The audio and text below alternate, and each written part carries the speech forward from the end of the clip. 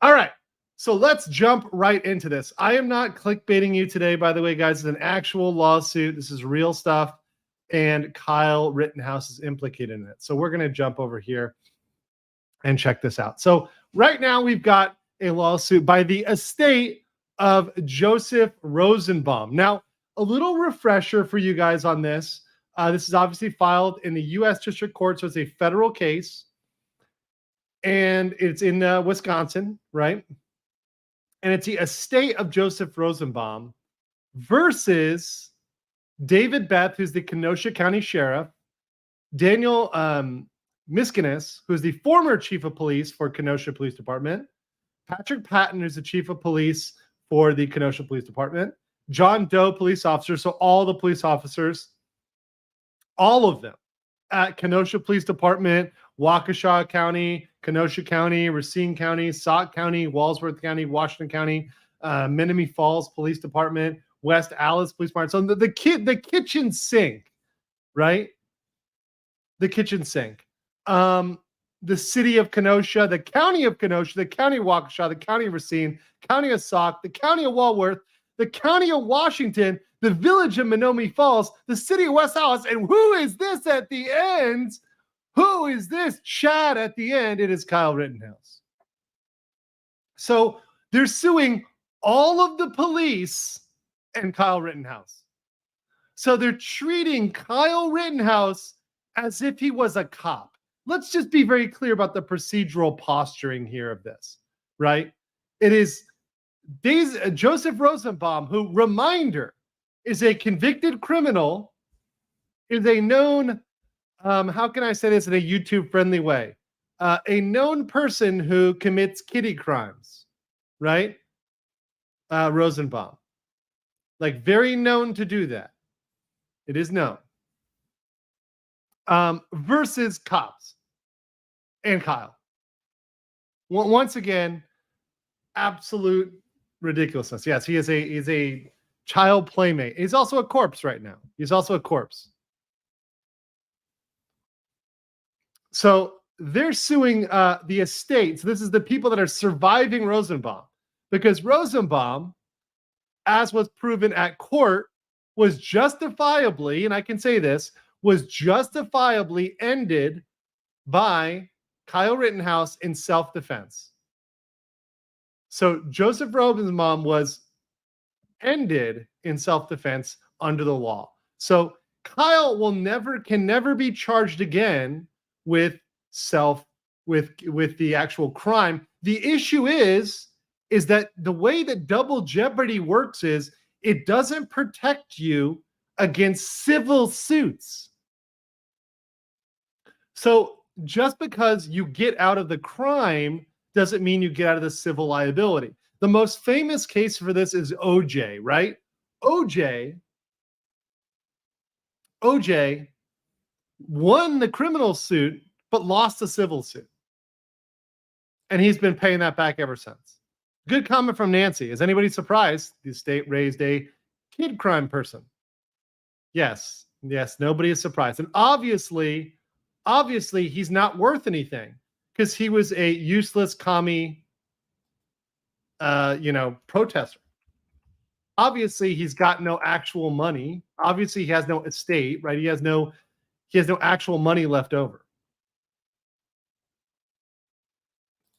So, not paying out. So here's what's happening. Rosenbaum is suing all of these people as follows, based on these facts. And we're going to read through the facts because these facts are ridiculous. The case involves the tragic death of Joseph Rosenbaum, a father, community member, they should put a criminal, right? That's not put on here, who was shot and killed on August 25th. You mean who was shot in self-defense as he attempted to kill Kyle Rittenhouse. That's what left out. Once again, I'm going to add in my own editorial version of this because it's so ridiculous. On August 25th, 2020, in Kenosha, Wisconsin, Rosenbaum was participating in protests against police violence, which were sparked by the police shooting of Jacob Blake 2 days earlier. Mr. Blake was a black man, look how they capitalized black, whatever, who had been shot in the back 7 times by an officer in Kenosha Police Department. Rosenbaum was among many who peacefully protested the shooting and Kenosha's pattern of racist and violent behavior by police officers and other officials. First of all, this was never proven. And second of all, Jacob Blake admitted that he had a knife. It was a matter of fact that he put an officer in a headlock and he resisted arrest. So the guy had a knife, right? Had an officer in a headlock, right? And let's put this down here. Peacefully protested. You guys point this out. Mr. Rosenbaum was not peacefully protesting. He was attacking Kyle Rittenhouse. He was proven to have attacked Kyle Rittenhouse. Part of that finding in the criminal case is that this is manifestly not true. If he was peaceful, then Kyle would have been guilty. He was not peaceful. He was, in fact, violent. He was violently, not protesting, attacking, destroying. During the protests, private citizens took up arms, okay, as they're allowed to do, and patrolled the streets of Kenosha, acting as law enforcement agents. No, that does not make you a law enforcement agent. Just because you have a gun and are protecting your property does not make you a law enforcement agent. So this conclusion here is a ridiculous conclusion. And it's contrary to the law. Many of them had posted racist messages and threatened violence on social media before descending upon Kenosha. What racist messages? We want to protect our property. We're going to protect our property from looters. That's racist now. Why? Because they have property. Is that a racist thing to have property? Because I know only. God, it's already pissing me off. Only the state is allowed to have property, right?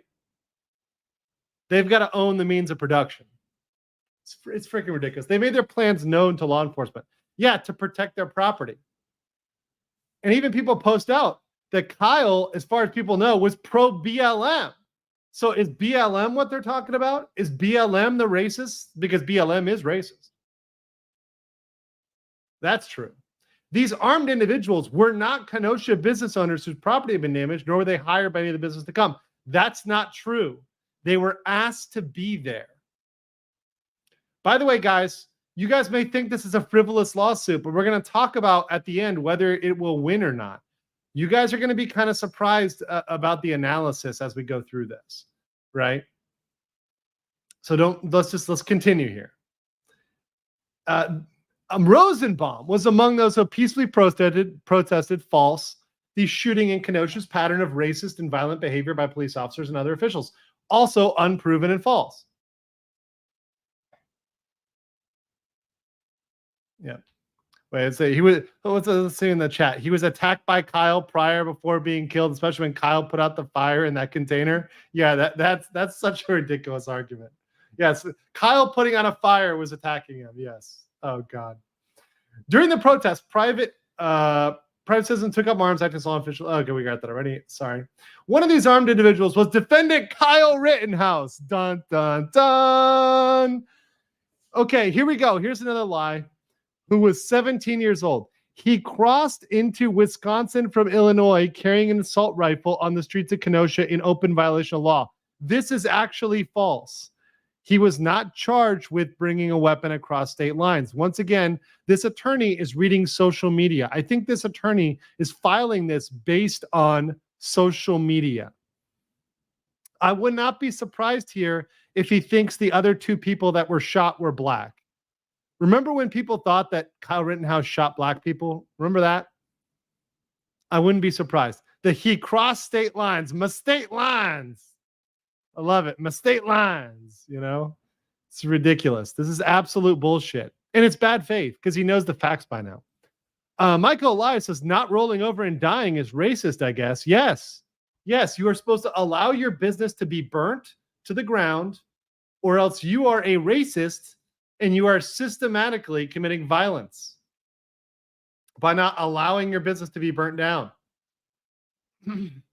Astonishingly, the Kenosha police, this county, and supervising officials and police officers did not treat Rittenhouse or the armed individuals patrolling the street as a threat to safety or the citizens they were sworn to protect, because they weren't. None of them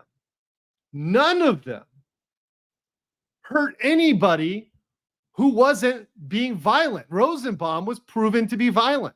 Gage Grosskreutz on the stand, people. Gage Grosskreutz said, yeah, I pointed a gun at him first.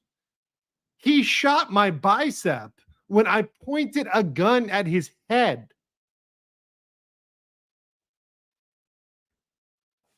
Nobody was hurt who was not a threat, who was not an imminent threat to Kyle Rittenhouse. It was, except for the ones that were committing aggressive acts, attempting to kill Kyle. Instead, the law enforcement defendants deputized these armed individuals. That's not true. They did not deputize them. This is very much false. This is 100% a lie. Kyle Rittenhouse was not a deputy. That was not true at all. That was proven at trial. That's just a straight up lie. Conspired with them, not true, and ratified their actions. Yes, because they were legally allowed to do that. Nothing they were doing was illegal under the law. Nothing they were doing. To mete out justice as they saw fit.